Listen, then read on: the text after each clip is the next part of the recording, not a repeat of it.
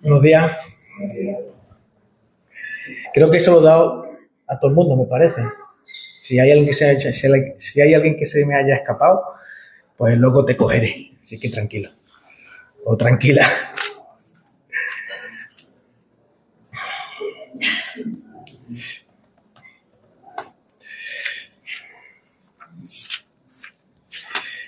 Estoy buscando el texto yo también aquí, para que no se nos vaya ninguno.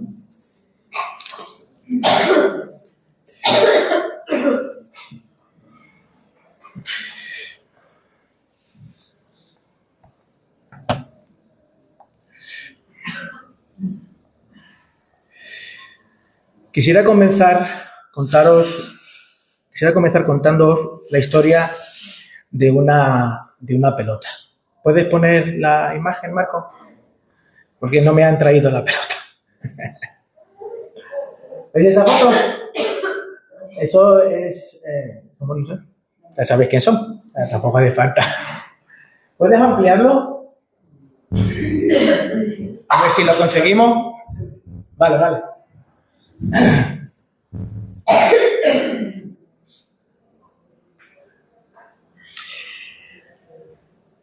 Esa pelota está hecha con una técnica de costura llamada patchwork. No sé si la conocéis. Ahí está la pelota. No tanto. Baja un poquito, ¿puede? Ahí está, ahí se ve. ¿Se ve, no? Desde lejos. ¿Arriba? Allí, arriba. Ahí está. Ahí. Bueno, más o menos. Ahí se ve. Está en camino. La pelota está en camino. Pues esa pelota la hizo la prima de mi mujer. Y tenemos 3 como esa en casa. Una con el nombre de cada uno de nuestros hijos. Como veis, en esa pone, se entrelee Joel, ¿no? Más o menos. Joel llegó a nuestras vidas cuando estábamos trabajando en un punto de misión de la Iglesia Bautista en Almería, en Roquetas de Mar. Y tras unos meses en Roquetas, pues vinimos a San Lucas. Como no teníamos ningún lugar, yo cuando estaba pensando en esto me acordaba de José María. Como no tenían lugar, fueron a la posada, y en la posada era la posada de María, la casa de mi madre.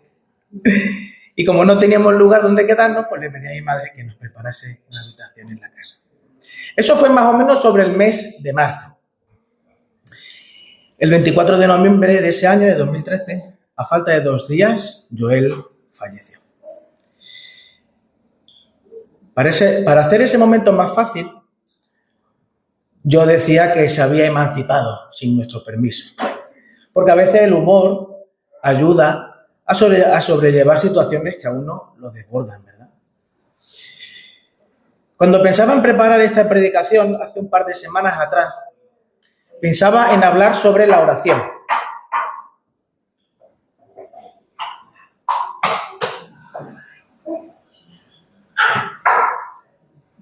¿Que no? ¿Vale, la apago? ¿La apago? Sí, vale. No la apago. ¿Mejor? Regular. Vale, ya, me callo. Eso es hablar entre señas, entre el fondo norte y el fondo sur. Pues como decía, hace un par de semanas estaba pensando en esta predicación y quería hablar sobre la oración, quería predicar sobre la oración. Pero la oración no como una imposición, o una norma, o una cosa en el que hay que tener una pose litúrgica. No estaba pensando en algo así, sino más bien como en el acto relacional más transformador y potente al que un cristiano puede tener acceso. Cuando os comenté la semana pasada que uno de los atributos de Dios que solemos pasar por alto es que Dios es relacional, por el hecho de que sea trino, Dios en 3 personas, lleva implícito la capacidad de relacionarse consigo mismo. De hecho, en el Génesis dice... Llegó. En el Génesis dice, hagamos, como si las 3 personas de la Trinidad tenían una conversación. Bueno, ¿y esto cómo lo hacemos? Mira, los árboles vamos a hacerlos en verde, con su tronquito en marrón. Las estrellas muy luminosas en el cielo. Vamos a ponerle algunas juntitas para hacer constelaciones y así los seres humanos se entretienen ahí de noche porque algunos no podrán dormir. Hagamos.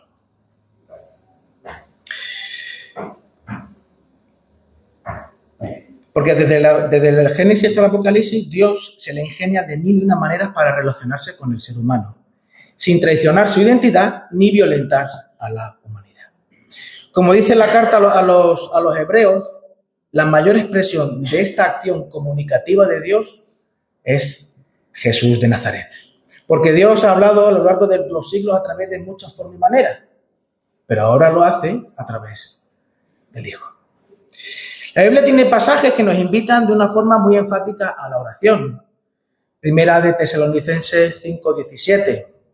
Orad sin cesar. Me parece ahí que está, tenéis que hacer esto, si no. Y también hay pasajes que hablan de la oración como el fruto de un alma anhelante. Gálatas 4:6. Y porque sois hijos, Dios ha enviado el Espíritu de su Hijo a nuestros corazones, que clama, Abba Padre. No se le impone orar, sino clama orar. Orar es más que una instrucción, orar es anhelar la cercanía y conexión constante y profunda con la persona que más nos ama. Por eso, la semana pasada, cuando planteé lo de hacer un día de ayuno y tal, y oración, no era, el objetivo principal era darnos la oportunidad a todos, porque a veces es que, hombre, o no sabemos, no encontramos el momento, pues darnos la oportunidad a todos de poder pasar un tiempo con el Señor. Para el cristiano, el maestro de la oración de este tema es Jesús. Para Jesús la oración no es un monólogo, no es una nota de voz que se envía por WhatsApp esperando que a ver si el teléfono móvil del Señor está encendido y nos responde. No son señales de humo o código Morse. No son mensajes enviados al espacio sideral esperando encontrar vida inteligente al otro lado y que nos responda. Para Jesús la oración era la evidencia de una relación de incalculable valor con su Padre. Por ejemplo, cuando Jesús estaba ante la tumba de Lázaro, todavía no estaba vacía, su oración comienza: Padre, sé que siempre me escuchas, ¿verdad? Esa relación a veces también se ve en el Padre Nuestro. Porque esa relación en el Padre Nuestro, el Señor la abre a toda esa relación de diálogo y relación con el Padre. En el Padre Nuestro la hace abierta a sus discípulos. Los discípulos le dicen al Señor: enséñanos a orar. Y el Señor responde: dilo, Cari, que te está saliendo. Padre nuestro. Padre nuestro. Aunque la oración del Padre Nuestro se ha usado para establecer pautas de cómo orar, sin negar la intención pedagógica que tiene Mateo a la hora de recoger ese texto, esas palabras del Señor, lo primero que hace es recordarnos que la oración es fruto de una relación paterno-filial. Es el fruto de una relación entre un padre y un hijo o una hija. Relación que el sufrimiento pone en jaque. El sufrimiento es un crisol por el que esa relación pasa y lo que sale de eso puede acercarnos a Dios o alejarnos de Dios. El sufrimiento nunca nos deja igual. De hecho, la psicología ha descubierto, gracias al análisis del cerebro, por medio de diferentes maneras, que el sufrimiento no es algo que afecta a nuestras emociones. No es que yo estoy triste, no es que yo tengo una serie de emociones. El sufrimiento es físico, tanto que puede modificar la fisonomía del cerebro y transformar un corazón sano en un corazón enfermo. No sé si lo habréis dicho alguna vez o lo habéis escuchado, me duele el corazón. Hay una canción, me duele el corazón de quererte tanto, ¿no? Es que realmente el corazón duele. Es que duele, no es una imaginación. Es que duele. El corazón se modifica, el sufrimiento nos modifica. El paso del tiempo, quizás la racionalización, la impaciencia, puede desgastar ese anhelo descrito en Gálatas 5. Sobre todo en los momentos de crisis, porque queremos soluciones ya y rápido. Queremos acertar cómo orar para desencadenar la bendición que cae del cielo. La prisa por encontrar la respuesta, la forma de que Dios nos responda, nos bloquea. No se sabe qué decir en momentos de incertidumbre. Un divorcio, una enfermedad, una pérdida. De hecho, cuando preparaba la predicación,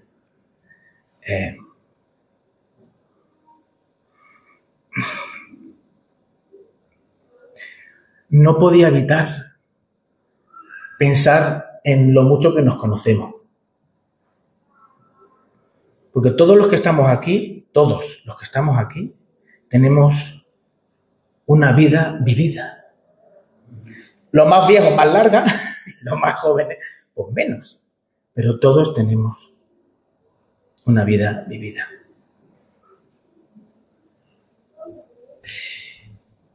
En esta situación, donde orar deja de ser algo monótono, cuando estás así, apretado, la oración ya no es algo que tú digas, bueno, porque lo tengo que hacer. Ya no tiene la cadencia de para desayunar, para comer y para cenar. Ahora ya cobra un valor profundo. O algo que simplemente se deja de hacer. Y cuando dejamos de orar, las cargas que llevamos, las llevamos nosotros. No caen sobre nadie más, recaen sobre nosotros. Pero puede que se siga orando de una manera funcional, con una sinceridad utilitarista. Necesito orar mejor. No consigo lo que quiero, pues tengo que orar mejor, de la mejor manera, orar con más fe. Así el Señor me dará lo que le pido. Necesitamos que el trueque salga lo mejor posible y además lo antes posible. Pero esto, una vez más, es poner la carga sobre nosotros. Aumenta el sufrimiento, aumenta el cansancio y en el fondo aumenta la lejanía con el Señor. Recuerdo que tras el fallecimiento de Joel había un fuego interior que me quemaba el pecho y me cerraba la garganta. Era una tormenta de emociones y pensamientos que también se mezclaban con textos bíblicos, porque al final soy un hijo de iglesia y he mamado la Biblia. Todo eso estaba barruntando, una tormenta interior tremenda. Cuando se sufre, las teorías sobre la oración se caen. Mi teología zozobra. Mis ideas sobre Dios se tambalean. Surgen preguntas. ¿Qué es lo que he hecho mal? ¿Nos hemos equivocado al escuchar al Señor? Si estuviéramos en Barcelona trabajando en el hospital, ¿hubiera sido diferente? Esto no me cuadra con la idea que yo tengo de Dios. Este contexto de sufrimiento es el que está presente y recorre el pasaje sobre el que hoy vamos a dialogar con el Señor y que ya se ha leído. El pasaje de Mateo recorre lo sucedido en Getsemaní, la noche en la que el Señor Jesús es apresado. Y vamos a parar en algunos versículos para dialogar con el Señor sobre ciertos temas. Este texto, no tenemos que olvidar que este texto está enfocado en Jesús, en su obra, en el foco de su sufrimiento, que eres tú y yo. Ese es el foco de su sufrimiento, tú y yo. pasar por una situación por la que tendríamos que pasar nosotros. Y claro, también este texto nos ayuda a admirar y adorar al Señor. Porque en el fondo, cuando pasamos por situaciones difíciles, orar es complicado. Versículos 37 y 38. Y tomando consigo a Pedro y a los 2 hijos de Zebedeo, comenzó a entristecerse y a angustiarse. En otra versión dice, a sentir una tristeza muy profunda.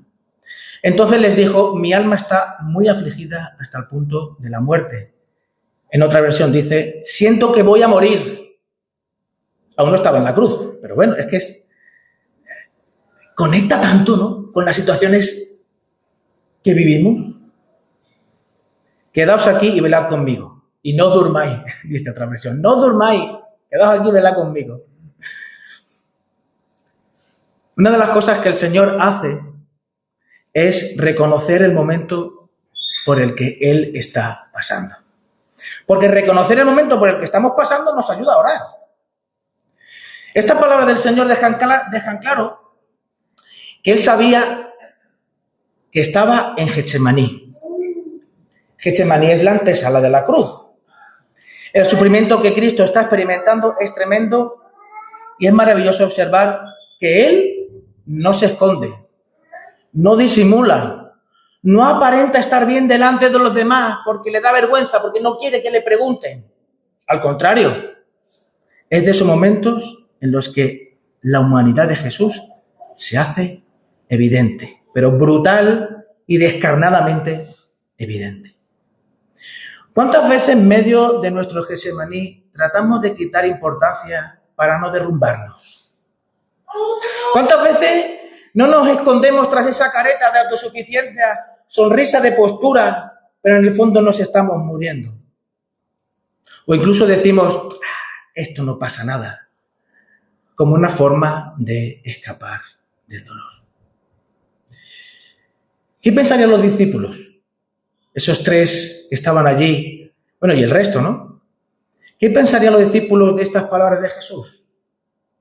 ¿Cómo se sentirían ellos frente a estas palabras? ¿Defraudados? ¿Avergonzados? Vaya tela, el maestro. Habían visto a Jesús sanar enfermo, habían sido testigos de su poder para parar una tormenta. O sea, que había parado una tormenta. ¿Cuándo pasamos una tormenta fuerte? Ayer, pues imaginaron ese momento tan hiper mega chungo de viento y... Viento, calla, agua, para, ya está, ya. ¿Habían visto eso? Habían visto eso. Había caminado sobre las aguas. Y él tenía un 42 de pie, no tiene un pie más grande.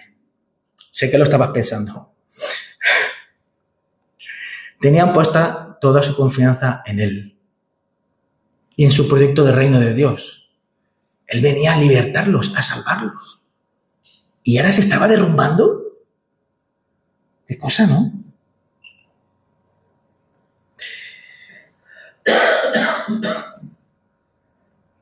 ¿Cómo se llama tu Getsemaní?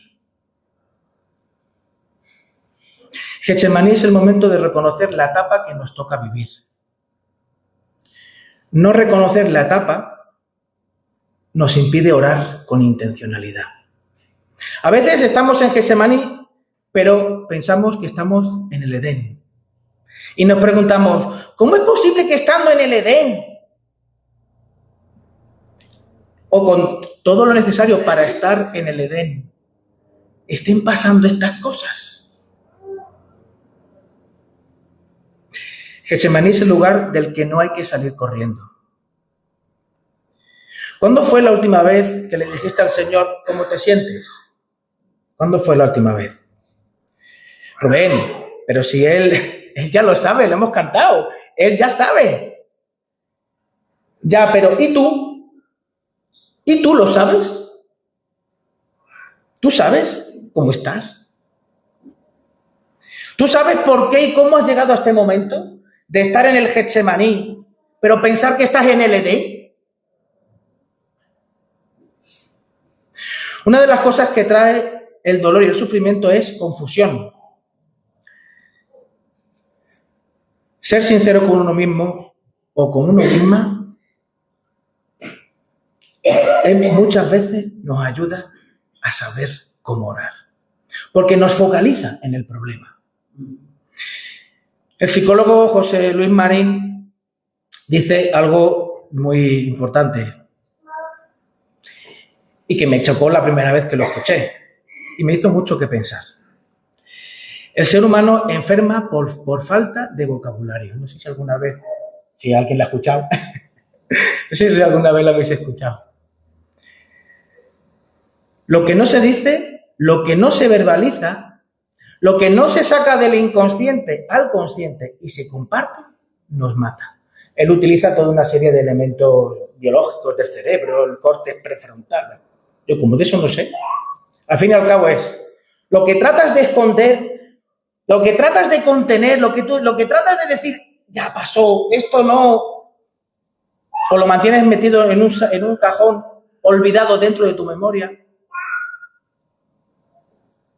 Si no lo haces consciente, si no lo compartes, te mata. Al Señor no le dio vergüenza. No le hizo sentir mal el sentirse mal. ¿No se ha pasado alguna vez que el sentiros mal, por estar mal? De hecho, ni siquiera se escondió para decir cómo se sentía, ¿no? Se fue a un rincón y allí... No. Lo compartió con las personas. Lo compartió con los discípulos que le acompañaban. Reconocer Getsemaní es el momento de reconocer el lugar o el momento en el que nos encontramos. El versículo 39 y el 42 se ve cómo el Señor pide y cómo esa situación, cómo esa petición evoluciona. El versículo 39. Padre mío, si es posible, pase de mí esta copa, pero no sea como yo quiero, sino como tú quieras. Oración honesta donde las haya. Toda petición tiene su base en un deseo, en un anhelo. ¿Cuál es el deseo o el anhelo de Jesús? Estoy preguntando, ¿eh?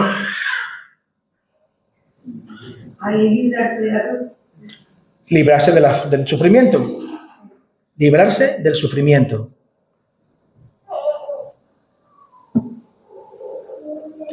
Cuando oras, ¿cuál es tu petición? ¿Cuál es el deseo detrás de tu petición? Es tan importante reconocer tus deseos, verbalizarlos, decirlos en oración, incluso decirlos en voz alta. Una cosa es decirlo en tu cabeza y otra cosa es sacarlo y escucharlo tú. Muchas veces cuando escuchas ese deseo tras la petición, te das cuenta que eso que tú deseas no es lo que Dios desea para ti. Muchas veces tras nuestras peticiones hay deseo de reconocimiento, de autopromoción, de autobombo, de ser tú el centro de atención y da igual por el medio que sea. Por ser el malote de la clase o el ser el niño enfermizo de la clase. Pero al final eres el centro de atención. Un día llegué a casa tras un largo día de trabajo cuando estaba trabajando en el Plador. Era verano y mis suegros estaban en casa. Entonces llego, me quito los zapatos, me pongo descalzo, calor, ¿no? Y llego a la cocina y había mijitas de pan. Yo ya lo he comentado alguna vez. Había mijitas de pan en el suelo. Y pregunto, ¿dónde está el recogedor y el cepillo? Voy, cojo el recogedor y el cepillo y me pongo a barrer. Mi suegro. No me acuerdo lo que dijo. Sinceramente no me acuerdo lo que dijo. Pero en plan, mira, llega de trabajar y mira, ayudando aquí en casa, en lugar de sentarse. Esa es la idea. Yo no me acuerdo de las palabras, pero esa era la idea. ¿Sabéis cuál fue mi motivación que me llevó a barrer? Estaba descalzo. Y me estaba pinchando los pies. Esa era mi motivación. No era de colaborar en casa, no era, uy, qué generoso que soy, mira, deja de trabajar y vengo a ayudar. No. Fue un acto profundamente egoísta porque me estaba pinchando los pies. ¿En quién estaba pensando? En mis niños. Estaba pensando en mí. Bueno, los demás, claro, algo recogen. Pero yo estaba pensando en mí. Total y absolutamente en mí. E incluso había un cierto reproche. Llego yo harto de trabajar y no están las miguitas de pan de por la mañana recogía.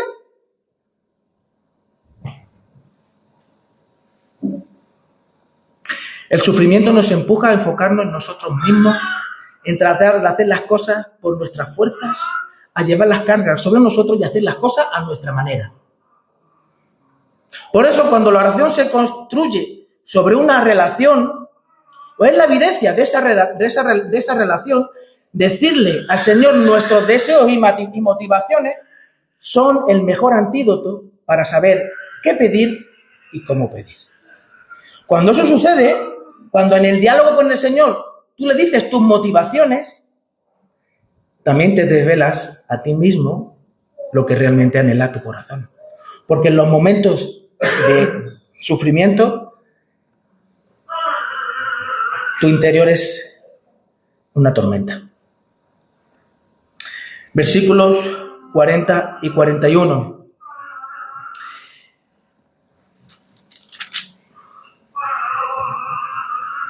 Vino entonces los discípulos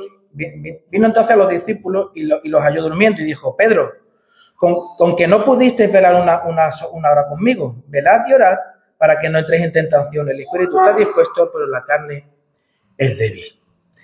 La diferencia entre la oración de los discípulos y la oración de Jesús es que los discípulos no oraron. Parece muy tonto, pero es que los discípulos no oraron. Velad y orad para que no entréis en tentación. La tentación no es un pecado en particular. La oración, le está diciendo el Señor que la oración les preservará de la tentación que viene. ¿Y cuál es la tentación que viene? Negar al Señor. Negar al Señor. Ser infieles al Señor porque Él va a ser detenido. Algo les va a suceder, algo nos va a suceder que va a romper sus estructuras, nuestras estructuras, su mundo, nuestro mundo ideal, sus seguridades, nuestras seguridades y certeza. Algo va a pasar que nos va a empujar a tener que escuchar del Señor. Velad y orad para que no caigáis en tentación. A lo que apunta el Señor no es tanto que la falta de fe nos hace ser inconstantes en la oración. Sí. Es más bien que dejar de orar, eso es lo que me hace caer en la tentación. No es tanto que nuestra falta de pasión nos conduce a dejar de orar, sino que la falta de oración mina la pasión por Jesús. Deteriora nuestra relación y transformación a la que la oración nos expone, porque la oración no es una imposición, no es una pose, es una relación. Versículo 42. Se apartó por segunda vez y oró: Padre mío, si esta copa no puede pasar sin que yo la beba, hágase tu voluntad. Es muy fuerte observar cómo la oración en clave relacional, porque Jesús está en relación con el Padre, moldea al orante para que sus deseos se alineen con los deseos del Padre. Normalmente nuestros deseos y peticiones nos empujan, a buscar salidas rápidas y fáciles, a huir, a escapar, incluso a cargar con heridas y sufrimiento que no queremos soltar, que no queremos confesar. Claro, todos tenemos un plan para nuestra vida. Todos tenemos muy claro lo que queremos y cómo lo queremos, o al menos lo que querríamos y cómo lo querríamos. ¿Eso que estás pidiendo al Señor te va a llevar a crecer y a madurar en tu relación con Él? ¿O tu petición te conduce ¿Tu petición te conduce a llevar tu cruz o te conduce en otra dirección?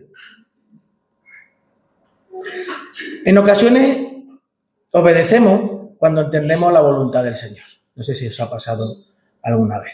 En alguna ocasión el Señor te ha dicho, mira, este es el camino, y además te ha hecho comprender las razones por las cuales tú dices, pues muy bien, vamos, caminemos, andemos, vamos para adelante. Está todo claro, todas las puertas se han abierto, todas las señales en peligro se han apagado, vamos, caminemos por ahí. Y claro, nos parece lógico y esa comprensión de entender la voluntad de Dios, pues eso nos lleva a obedecer. Pero esto pasa, yo no sé los más mayores que pueden decir, pero en mi caso, esto me ha pasado en 48 años 2 veces. 2 veces, no más. En la mayoría de ocasiones te toca obedecer, te toca andar para luego entender. Ahora entiendo por qué el Señor me dijo esto. Ahora entiendo por qué aquel texto vino en aquel momento. Ahora comprendo. En la palabra hay muchos ejemplos en este sentido. Cuando el Señor abrió el mar Rojo, ¿cuándo lo abrió? ¿Antes de entrar en el agua o dentro del agua? Cuando tenían los pies, el agua por la rodilla. Ahí el Señor abrió el agua. ¿Cuál es la voluntad de Dios para ti? Y para la iglesia. Yo recuerdo en mi adolescencia que eso era un poco una especie de pregunta trampa. ¿Cuál es la voluntad de Dios específica para mí? O para Sarai, o para Eli, o para Loida, o para María Elena, o para Ruth. ¿Cuál es la voluntad de Dios, no? Puede ser una pregunta trampa. Pero 2 cosas tengo seguro en respuesta a esta pregunta. Una es que el Señor quiere tener una relación cada vez más profunda y transformadora conmigo y con la iglesia. Y por otro, es que cumplamos la gran comisión. Eso no cabe duda de cuál es la voluntad de Dios para nosotros, para ti o para mí, para la iglesia. Aumentar nuestra relación con Él, que sea cada vez más profunda y transformadora y que cumplamos la gran comisión. ¿Cómo puedo hacer su voluntad y no la mía? Porque claro, aquí dentro vivo yo y también está el Espíritu Santo. Aquí, ¿cómo me entero yo de una o de la otra? Pues creo que un paso razonable, sabiendo cómo somos, como soy yo, es duda de ti. Duda de ti. ¿Por qué? O porque tú no eres Dios. Básicamente, tú no eres Dios. Y no es un ejercicio de desconfiar de ti mismo o de desconfiar de uno mismo. Es más bien reconocer nuestros límites, nuestra fragilidad y la dependencia real que tenemos de nuestro Padre. ¿Y en qué dependió en ese momento Jesús de su Padre? Aquí en el Evangelio de Mateo no lo recoge. Pero en el Evangelio de Lucas dice que vino un ángel y le fortaleció. Vino un ángel y le fortaleció. Estamos ya llegando al final y quiero concluir. Hemos hablado de muchas cosas, de la oración, del sufrimiento, de la necesidad que tenemos de reconocer el momento en el que estamos, de ser sinceros con el Señor y también con nosotros mismos, de cómo la oración sincera nos ayuda a alinearnos con el Señor y a darnos cuenta de la necesidad que tenemos de dudar de nosotros mismos. Y quiero cerrar hablando del proceso por el que pasamos cuando Joel se independizó. Yo, sinceramente, no entendía nada. A ver, pero si uno hace las cosas bien, se equivoca y tal, pero hace las cosas bien. El dolor y las preguntas, pues, asediaban. Pasaban momentos a solas, caminando por la playa, echándole la bronca a Dios. Y también momentos en comunidad. Porque necesitamos orejas santas que encarnen los oídos de Dios. Pero el llamado el llamado, el hecho de que el Señor nos, en este caso a Miriam y a mí, nos llamase a servirle. La oración como una relación me condujo a profundizar más en quién es Jesús, en la amplitud de su obra, en quién soy yo y en la necesidad que tengo de un Salvador. Por eso vamos a cerrar este tiempo de reflexión teniendo un tiempo de oración. Voy a pedir a Marco que ponga una musiquita como le pedí antes. Vamos a reflexionar. Si el Señor te ha dicho algo, óralo. Óralo. Cierra tus ojos, con los ojos abiertos, siéntate, levántate, lo que te apetezca. Pero habla con el Señor. Si te has dado cuenta, pon la música. Si te has dado cuenta que tu oración está centrada más en ti, al final, a quien estamos orando es a nosotros mismos, como el publicano. Señor, te doy gracias por lo maravilloso que soy. No me ha hecho igual que esta gente.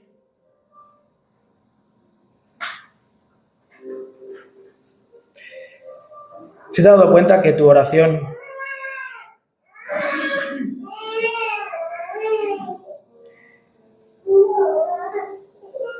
es una regla más que una relación? Acércate al Señor y dile lo que te pasa.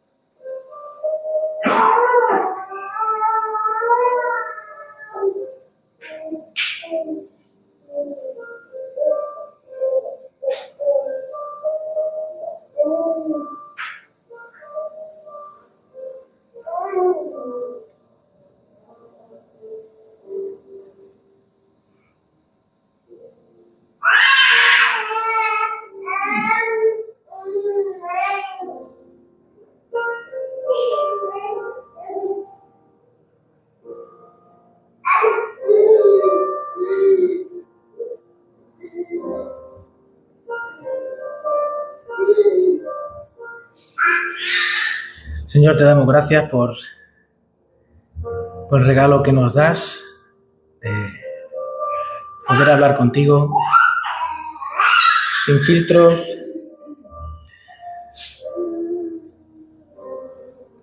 sin miedo, sin escondernos, sabiendo que tú, Señor, has pasado por la misma situación que nosotros, Señor. Más. Porque tú, sin tener culpa, sin tener nada, Señor, sufriste lo que yo tenía que haber sufrido. Gracias. Ayúdanos, Señor, a tener una relación cada vez más profunda contigo. Que la oración sea ese tiempo de disfrutarte a ti, Señor, de estar contigo, de escucharte, de la manera que sea, pero de poder estar contigo, Señor. Porque tú eres el único que tiene palabras de verdad y de vida eterna, que nos libera, Señor, de cada uno, lo que a cada uno le esclaviza, lo que a mí me esclaviza. Gracias, Señor. Gracias. En tu nombre. Amén. Amén.